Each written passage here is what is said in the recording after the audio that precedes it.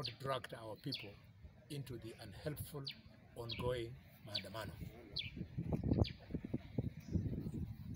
I owe it to you that I congratulate you, and I owe it to the people of Kkmg town in particular for keeping out of maandamano.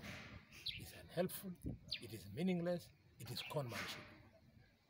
I want to appeal to the President of Kenya to remain steadfast, to uphold the rule of law, to protect property and protect lives.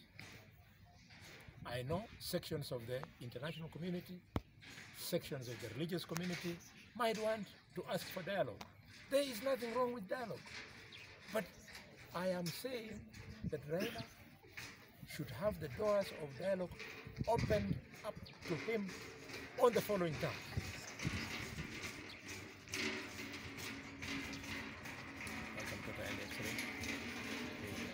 To quickly open dialogues to Raila Odinga on only two conditions. The first condition is that Raila should accept and recognize the results of the 2022 election that afforded Ruto an opportunity to be the Commander-in-Chief of the Republic of Kenya. First condition. Second condition is that Raila should uphold the rule of law and the Constitution and accept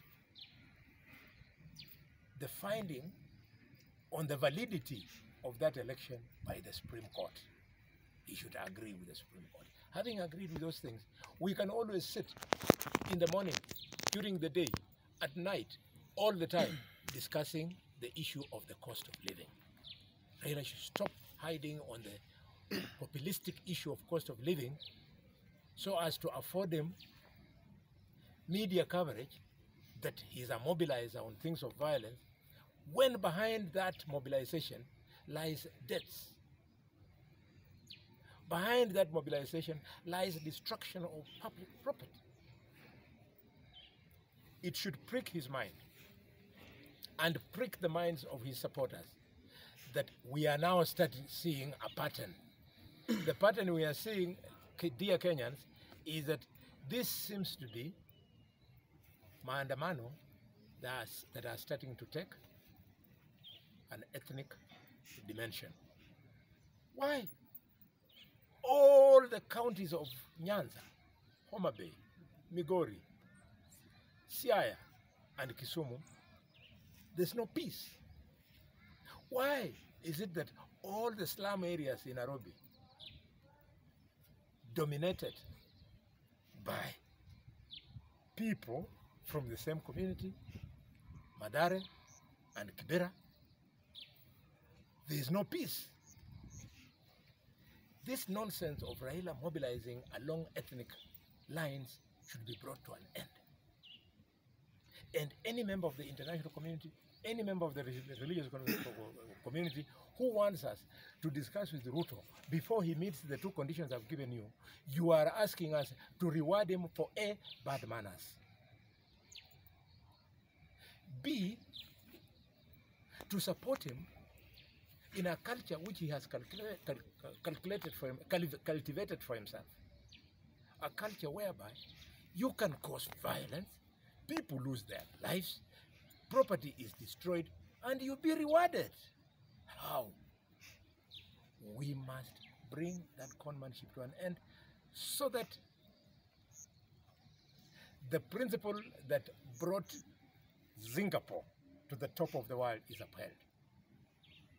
Singapore was brought to the top of the world because of three things. Simple things which we intend to do. One, very simple things. Meritocracy. We want anybody in Kenya who merits whatever, irrespective of your tribe, you get. The second condition that helped Singapore was pragmatism. Pragmatism says, if it is a Luo politician mobilizing Luo youth to cause problem, deal with it as such. That is pragmatism.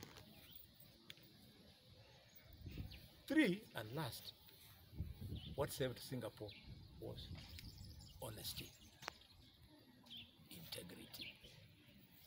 Let's be honest. Let us be honest.